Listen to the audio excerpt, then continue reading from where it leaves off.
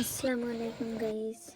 দেখো আজকে সবই রান্না করে দেখাবো রুগীদের খাবার, বুঝছো? আজকে তেল ঝাল একটু কম করে দেব, চেষ্টা করব এরকম করে রান্না করার। দেখো সয়াবিনটা আগে ভেজে নিব। দেখো একটু হলুদ দিয়েছি, নুন দিয়েছি, একটু নাড়াচাড়া করে ঠেড়ে নিয়ে সাদা তেল দিয়ে ভেজে নেব। ভাজা হয়ে গেছে, একটু নামিয়ে নিলাম। এখন ওই তেলে আলুটা ভেজে নেব।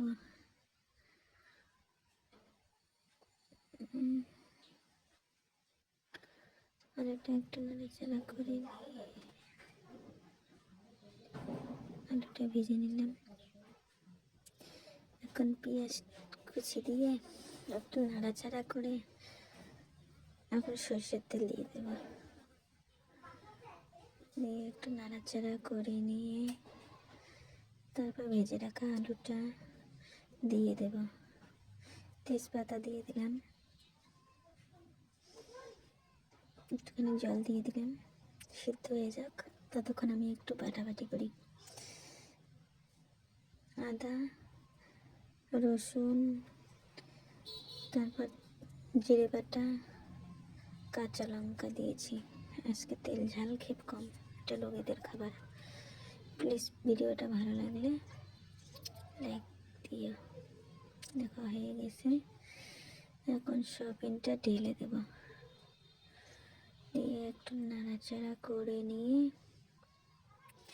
একটুখানি জল দিয়ে 5 মিনিট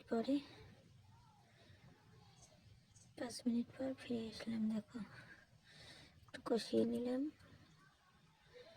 দেখো কত সুন্দর হয়ে গেছে। দেখো হয়ে গেছে, একটুখানি জলের পানি দিয়ে দিলাম,